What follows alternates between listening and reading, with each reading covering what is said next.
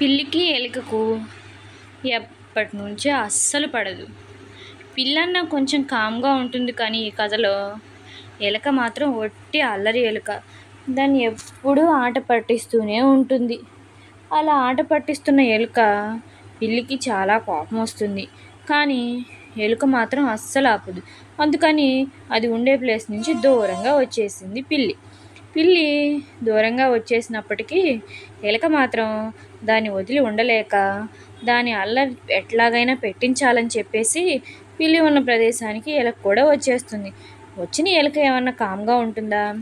దాన్ని ఒకటే అల్లరి పట్టిస్తుంది. ఒకటే గిల్లటం, గీరటం, గిచ్చటం, నీ వెనకమాలే ఉంది, నీ బోత ఉంది, దయ్యం ఉంది అంటూ పిల్లిని ఆట పట్టిస్తూ ఉంటుంది ఎలుక. అలా ఆట పట్టిస్తున్న ఎలుక మీదకి చాలా విసుగు చెందిపోయింది పిల్లి.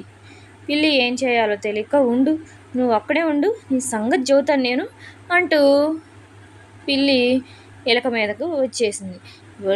పిల్లి రాగానే ఎలుక అక్కడి నుంచి పారిపోతుంది. ఉండు ఉండు, ఎందుకు పారిపోతున్నావు, నేను నిన్ను పట్టుకుంటా, ఉండు ఉండు అన్నా కానీ ఎలుక పిల్లికి అందకుండా పారిపోతుంది.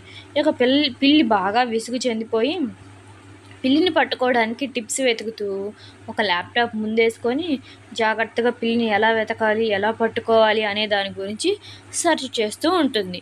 అలా సెర్చ్ ఉన్న పిల్లి దగ్గరికి మరలా వచ్చింది ఎలుక.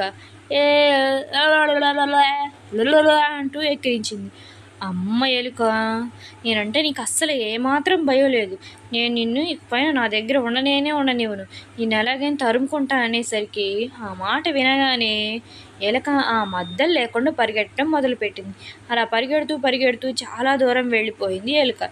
ఇక గొర్రెపిల్ల కానొస్తే ఆ గొర్రెపిల్ల తలలోకి దూరిపోయింది. దాని బొచ్చులోకి దూరిపోయిన గొర్రెకు మాత్రం చాలా చెక్కలు గింతలుగా ఉన్నాయి. పిల్లి ఎలుక ఏమన్నా ఇటు వచ్చిందా అంటే గొర్రె ఇటు ఏమి రాలేదు అని చెప్తుంది. పిల్లి అక్కడి నుంచి వెళ్ళిపోతుంది. ఇక ఆ గొర్రె లోపలికి దూరిపోయిన ఎలుక బయటికి వస్తుంది.